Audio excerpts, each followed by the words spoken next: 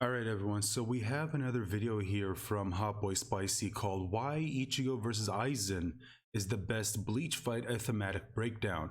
Now, I'm assuming when he says Ichigo versus Aizen, he's talking about the one in the Soul Society, where we see Ichigo post Dangai training, and he basically just proceeds to completely humiliate Aizen, even after he started evolving so many times and just started to become so full of himself, and then Ichigo just decides to completely embarrass him every single chance that he can, and it was just absolutely fantastic. I know there's probably some people out there who are not a fan of that fight because of how quickly it ended. I know a lot of people are not really a big fan of that. You know, you build up this fight between these two for so long and then it ends so quickly. I get that, I do. But for me personally, that's never really bothered me if the fight's actually done really well. And I think Ichigo versus Aizen, again, that fight in particular, not including their other fights, is done really, really well. Do I think it's the best fight in all of Bleach? I don't think so.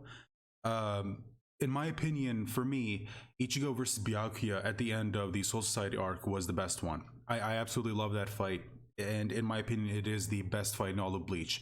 But you know what? I'm curious to know what your guys' thoughts are on either Ichigo versus Aizen or Ichigo versus Byakuya. Which one do you think is the better one? Or if you think that there's another fight that, in your opinion, is the best one, let me know what it is in the comment section down below. Another one of my personal favorites, Ichigo versus Grimmjow. Fantastic fight, in my opinion, but still not the best fight. All right, let's go ahead and watch this video. And as always, guys, if you're new here, consider leaving a like, sharing, and subscribing to this channel to show your support if you really like what I do here. And also check the description for links to this video as well as Hot Boy Spicy's channel. Make sure you head on over there, subscribe, go show him some support, go watch his videos. He makes fantastic videos. So let's go ahead and watch this. Battle. The meaning of battle is put in the spotlight by Ichigo's adversaries again and again. Gotta check the volume. But there's one prevailing theme of conflict in the Oh yeah, Ichigo versus Kenpachi. Another fight that's absolutely fantastic. Saga.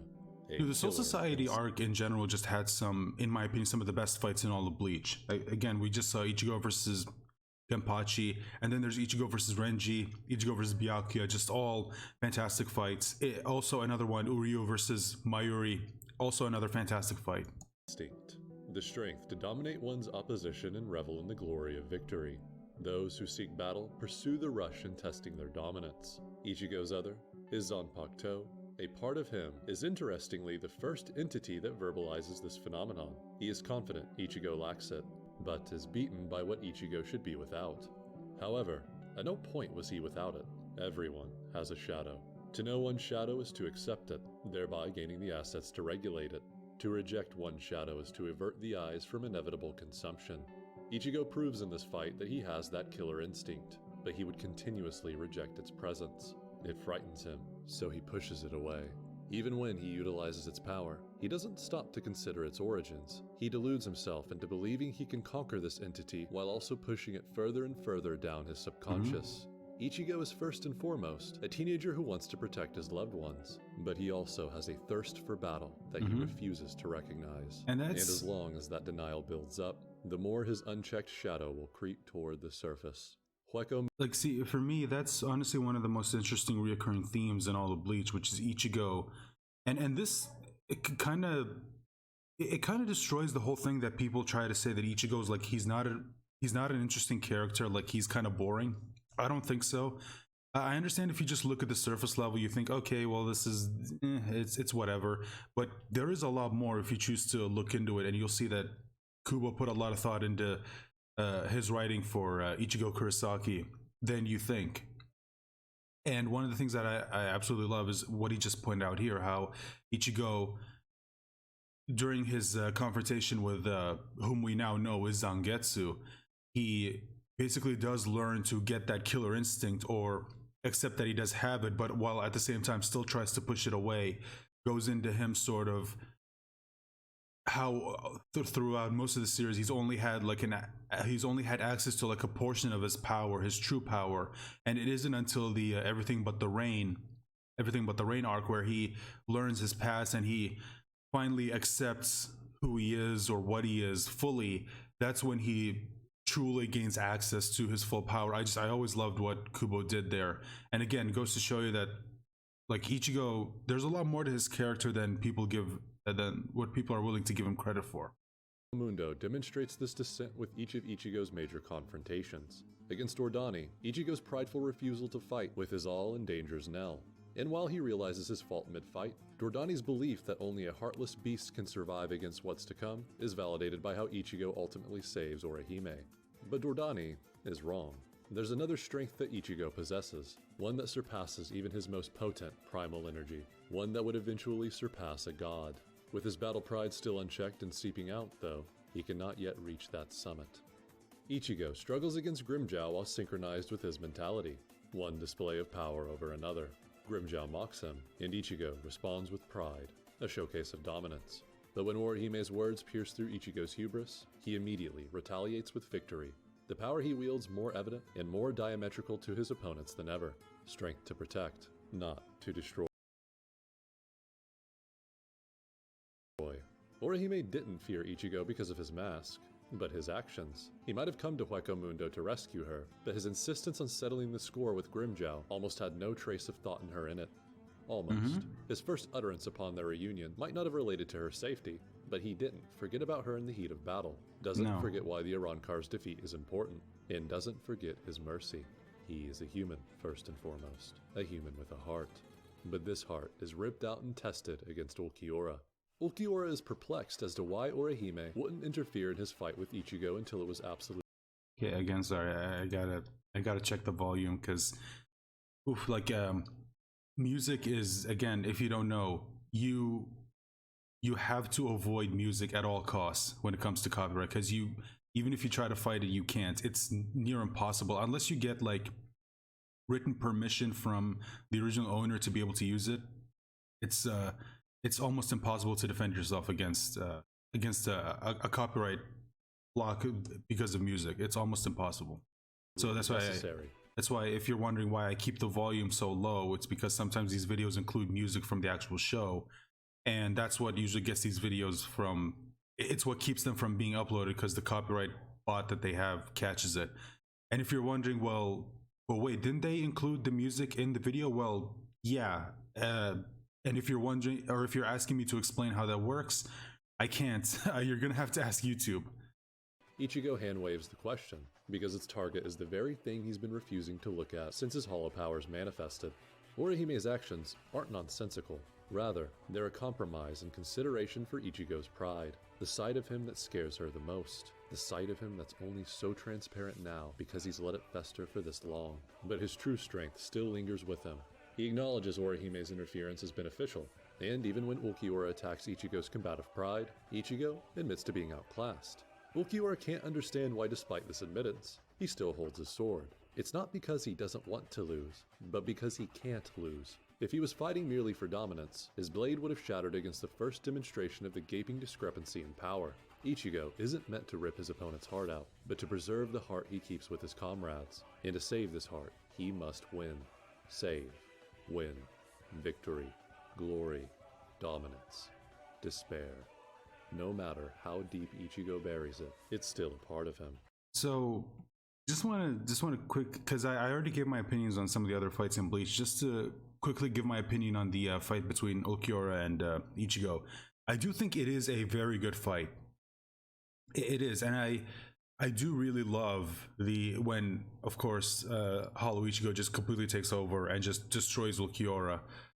For me personally, while I absolutely love it, and by the way, in case you're wondering, I do prefer how it was done in the Hellverse movie as opposed to this one. Even though I do kind of like this, I do like both versions of the fight, but I think the Hellverse version was done a lot better. Also, I thought the animation there was just much better, which I guess makes sense because that one was a movie and this one's a TV show. To me, it's not really one of my favorites, if I'm being honest. I do like it, but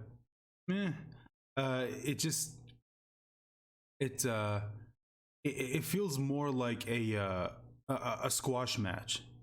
And well, and I know some people might say, well, wasn't Ichigo against Aizen, again, that fight in particular near the end, wasn't that technically a squash match? Yeah, it was. And that's why I view this fight the same way I view the Ichigo versus Aizen fight. And that's why for me personally, it's like it's not one of my it's neither of those are one of my favorite fights. I like them as they are, but they're not one of my favorites because in general I'm just not a fan of I'm in general not a fan of squash matches. There are some exceptions. I guess if there's more to just one side being completely dominant over the other, uh, I guess it depends. Like I don't mind a squash match every now and then, but in general, I don't think they're all that interesting. Again, I don't hate them. Just to clarify them, I don't hate them. I like them. I do. I think they're fun, but they're never. I never really count them as being some of my favorite fights. Because when it comes to what a fight has to do to for me to consider one of my favorites is it has to be like a good back and forth between the two.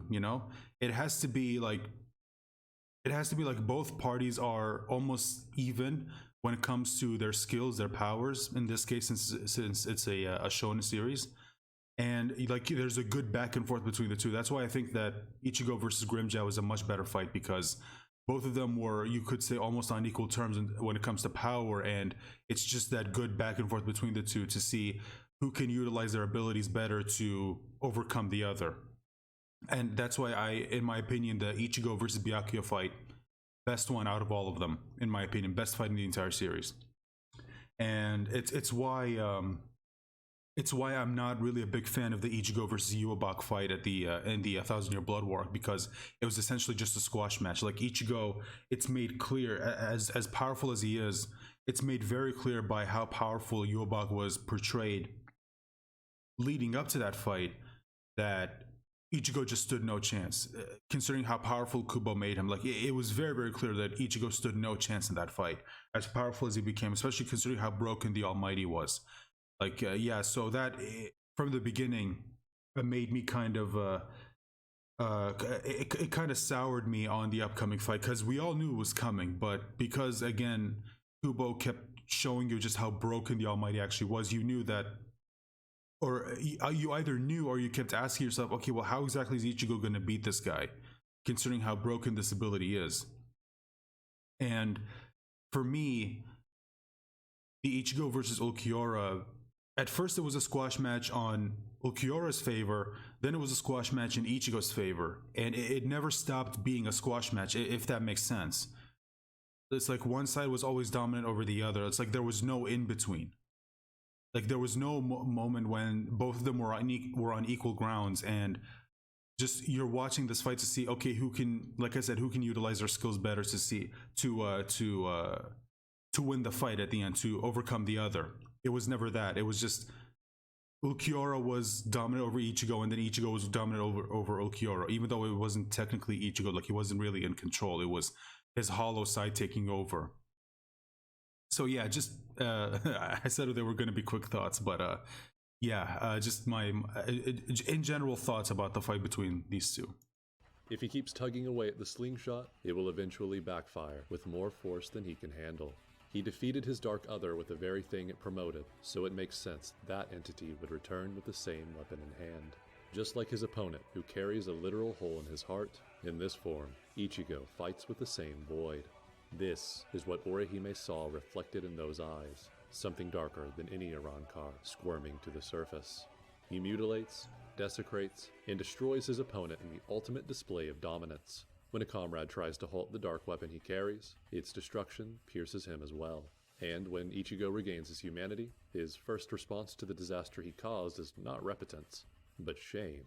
He can't accept this victory not because it hurt those dear to him, but because he gained an unfair advantage against his nemesis. He doesn't think about the burden his friends would carry if he allowed Ulquiorra to cut off his limbs. He doesn't think about the heart they share. Had Ichigo found solace with the fact his comrades came out of the disaster alive, he would feel victorious. But since he is more concerned with the way in which he vanquishes Ulquiorra, he can only taste defeat. The darkness he couldn't usurp binds him, and with it, his constitution weakens. And this weakness would persist with Ichigo in fake Karakura Town. He wastes his surprise attack against Aizen for fear of the energy that took hold of him, and loses faith when he feels power so much greater than his own, contrasting his opposite response when he stays resolute against Ulquiorra's might. One portrayal born out of a refusal to lose the heart he and his comrades share, the other frailty born from shattered pride, and fear of the part of him he continues to reject, pushing the mountain deeper down still, raising the water levels of a drowning world. Ichigo initially tries to contest Zangetsu's power by clashing it with his own. His immediate response to opposition is the killer instinct he was confronted with in their last confrontation. But his father's words before he entered this domain ring truer than ever before. Fake Karakura Town was a personless replica. He could so easily continue to stray from his path because he couldn't even see familiar faces in such a familiar place. But Ishin reminds Ichigo who Aizen will inevitably reach in the real Karakura Town. He turned away from a part of himself, let that part of him take over, and allowed it to make his resolve brittle even after the fact. But his comrades in Hueco Mundo are alive, and his friends in Karakura Town can still be saved. Ichigo once made a fatal error when he pierced Zangetsu, but now he corrects his past failure by allowing Zangetsu to pierce him. Where he once took pride in his hand and used it as a weapon, he now lets go of his hubris and sacrifices it for those he must protect. He looks at his shadow, acknowledges it, and accepts it. No longer will it be a weakness, and no longer will it consume. Against Grimmjow, Ichigo's first thought wasn't Orihime's safety, but Grimmjow's defeat. Here, against Aizen, we are met with the reverse. Ichigo's first thing he thinks of is his family. First action with his new spirit energy is the confirmation of his sister's safety, and assurance that he and his opponent can fight without inflicting collateral damage on his friends. Aizen is as confident as ever. He examines Ichigo's prowess and dissects it as a futile compromise. He believes he can see all there is to see, especially when it comes to Ichigo. He knows the circumstances of his birth, the origin of his powers, and accurately assessed Ichigo's progress. But Aizen can't see everything. Like everyone else, he can only see what people choose to expose. Aizen knows who Ichigo battled, but he can't understand where those battles have led him, because he can't understand the grit of struggle and conflict. Aizen struggled, is still struggling, just in a different way than his adversary. He was always above his so-called peers, not just in skill, power, and potential, but also in ideology. He could see the exposed fracture waiting to break in the Soul Society, stagnant fragility. The other captains kept to the code of conduct, even when absurdity in their system shattered at their feet. And Aizen knew this would happen.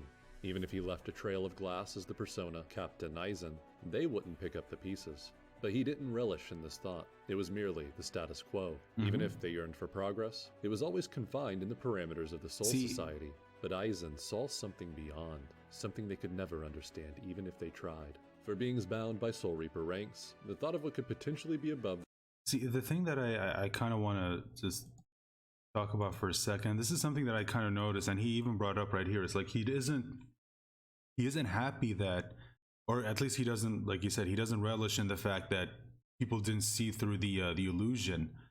He just accepts it. It's like, yeah, I mean, I already knew they would respond in this way. It's like he kind of already figured out that the system was indeed flawed, and maybe I'm seeing something here that kind of doesn't already exist, but I've always seen it as him being kind of sad that things are the way they are, especially when later, like when he gets sealed away by like Kisuke's his seal.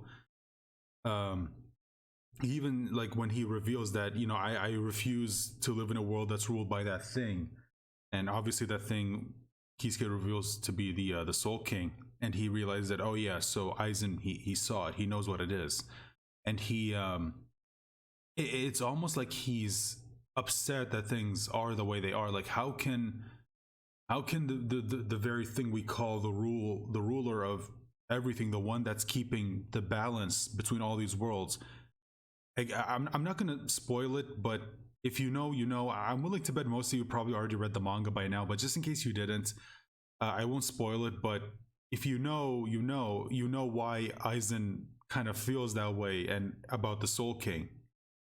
And I always thought that he was kind of, like I said, he was kind of upset that things are the way they are and people just accept them, especially like, okay, people who are ignorant, you can kind of understand that because, like, you know how certain information is not really allowed to be revealed to the public. That's kind of the way it's always been. But I think what upsets him the most is someone like Kisuke, who does know and who also has like an intellect that rivals his own. Like, why just accept when you know you can do something about it? Why just accept it? Like, I think that's a question that Aizen keeps asking himself, is why do these people around me, like, why do they just accept things as they are? Why are they okay with it? And he himself, he's not okay with it. He can't accept that everything relies on the Soul King. He can't. And so that kind of motivates him. And he, of course, probably motivated by, like he said, the fact that he's more powerful than his peers, he has more potential than his peers, he has the opportunity to evolve more than everyone else, or excuse me, the potential to evolve higher than everyone else. It's like, why shouldn't I? It's like, if I am that much better than my peers, why shouldn't I be the one on top? Especially considering my, like, especially when you consider my intellect, not just my power. Why shouldn't I be the one at the top? And I always love that about Aizen. Again, it's like, he's another character that I think a lot of people kind of a lot of people may downplay as not being all that interesting, but I think no, he is interesting. Just like a lot of Kubo's characters, like people, it almost feels like they kind of refuse to believe that there's more to these characters than what they've either heard or what they've gotten from just watching or reading the series once.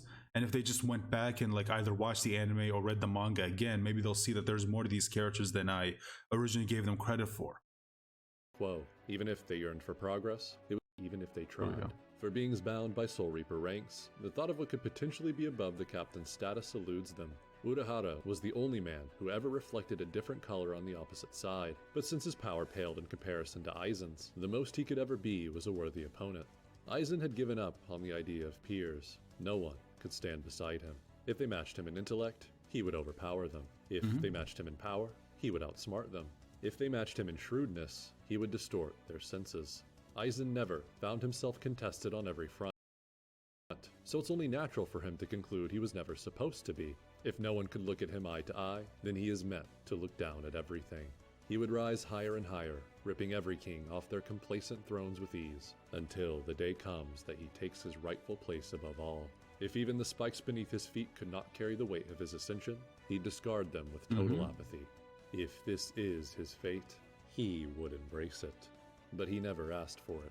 Why did he take in the child prodigy Gin? Was the boy simply another asset he could use? Or perhaps he was the only one Aizen saw with the potential to walk beside him? While Aizen discards his other co-conspirator without so much as a sigh, he laments the betrayal of Gin. But why? Well, if this Soul Reaper turned God... Here's the thing, this is interesting because he talks about Komamura, or wait, no, not Komamura. Oh God, what was his name? Tosen. I don't know why. Kaname Tosen. I don't know why I called him Komamura. But when it comes to killing him, it's interesting because I think it was revealed that in the light novel, well, it wasn't a light novel, but in the novel, the 3-part novel, Can't Fear Your Own World, I think there was a part where I think, what was his name? Isagi, I think, if I remember correctly. Yeah, where he was the lieutenant of Squad 9. Yeah, he under Kaname. He basically went up to because I think it picks up right after the battle with Yuabak. He walks up to Aizen and he asks him, it's like, hey, why did you kill Tosen? And I think Aizen reveals that he did it as a favor, actually, because he knew that if Tosen was taken prisoner by the Soul Society, then he would be miserable.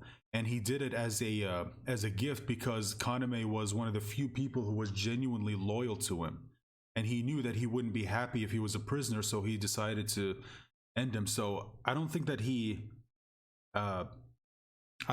killed him with just complete apathy. Because again, the novel literally says this. Spiritor, without so much as a sigh, he laments the betrayal of Gin. But why? If this Soul Reaper turned God had already prepared for solitude above the clouds, why the visceral reaction? I don't necessarily think that he lamented Gin's betrayal, I think he kind of expected it. But I don't think he expected it to go to the point where he would actually be able to take the Hogyoku. I think that that's where he kind of underestimated Gin. And I think that that's where the anger comes from, because he's not so used to being wrong, if that makes sense. Like, he's so used to figuring everyone out. He's so used to being one step above everyone else, that the second someone gets one over on him, it's kind of something new. Like, it's not something he's used to. Here, why thank Gin for lying at his feet when he so obviously could never stand beside what Aizen's become? The answer lies in this final battle.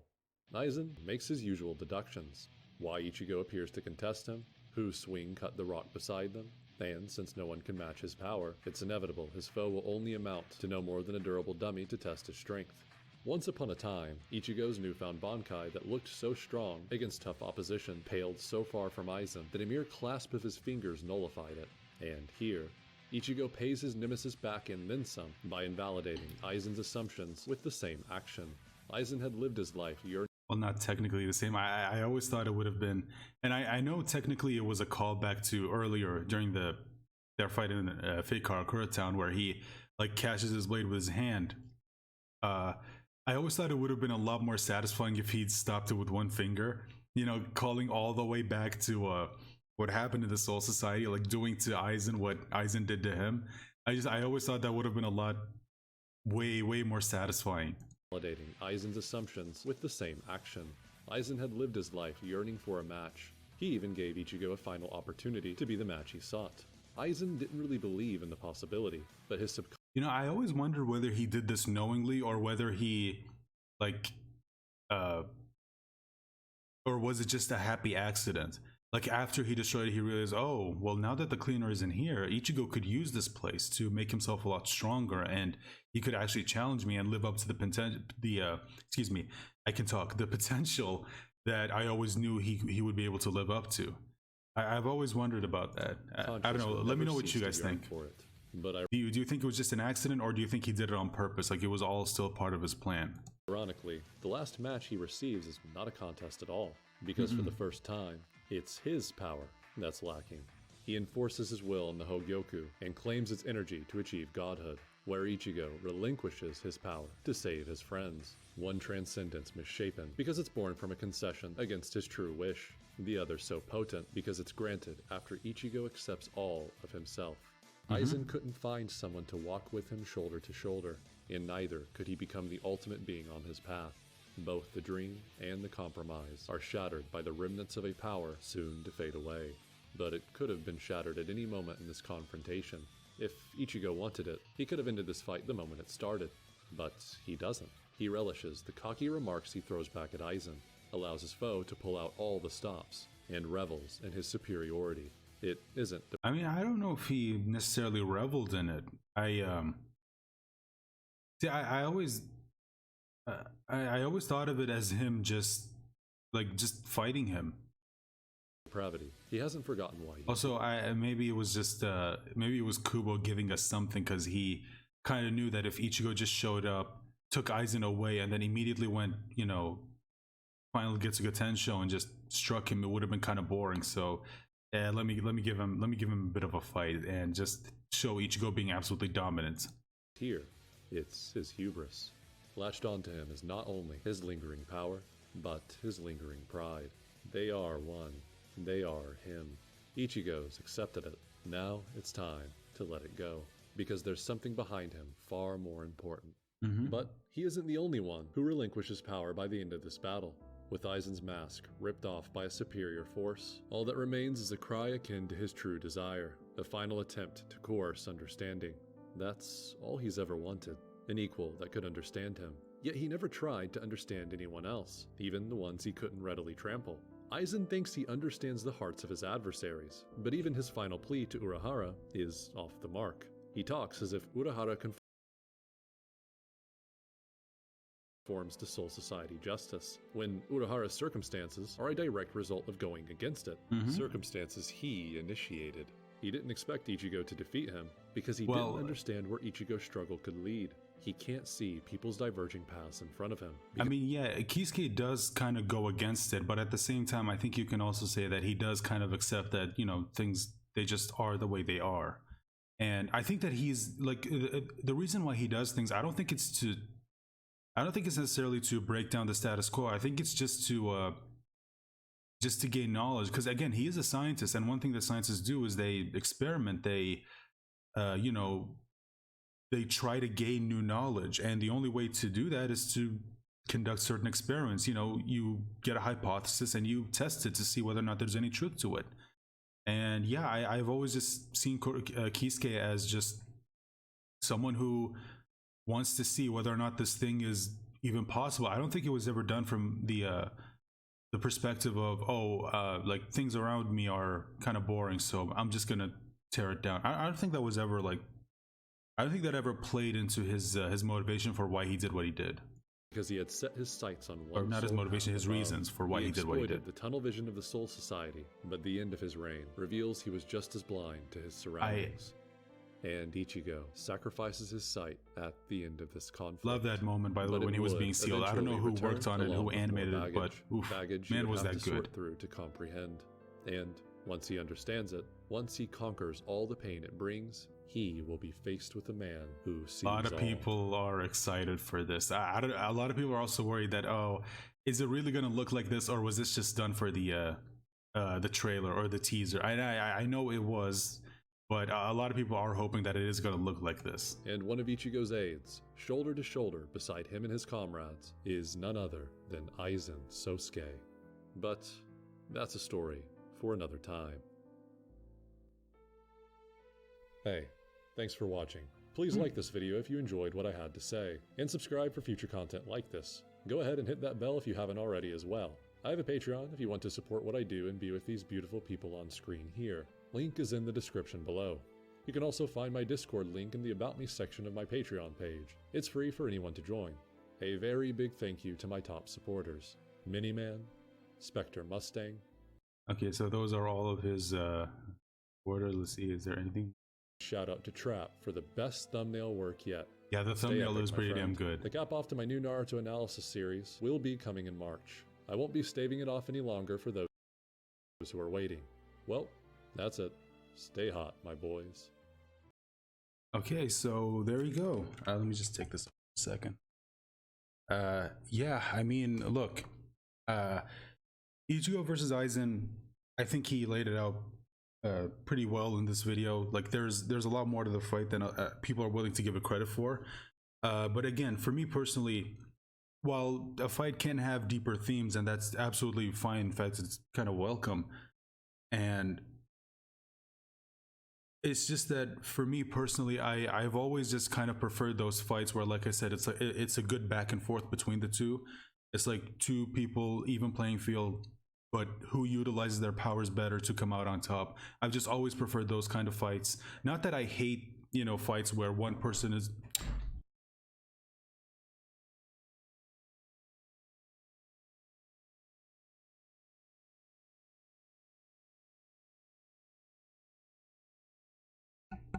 All right, sorry about that. Had to take care of something. Anyway, where was I? Oh yeah, I always prefer the fights where, like I said, good back and forth between the two, who utilizes their powers better to come out on top. And when it comes to fights like this, where one is just more dominant over the other, while they're fun to watch, they never really, like, they're not really my favorites. They're not my favorite kind of fight, if that makes sense. But I understand if other people are different. That's fine, nothing wrong with that. Everyone has their own taste after all. Anyway, just let me know your thoughts in the comment section down below, and if you enjoyed this video, you know what to do. Like, share, subscribe, and check the description for links to this video as well as Hot Boy Spicy's channel. Make sure you head on over there, subscribe, and remember to hit the bell notification to be notified whenever I post a brand new video. And if you have your own videos you want me to watch, guys, just let me know about them in the comment section down below. With all that said, thank you so much for joining me again, and bye for now.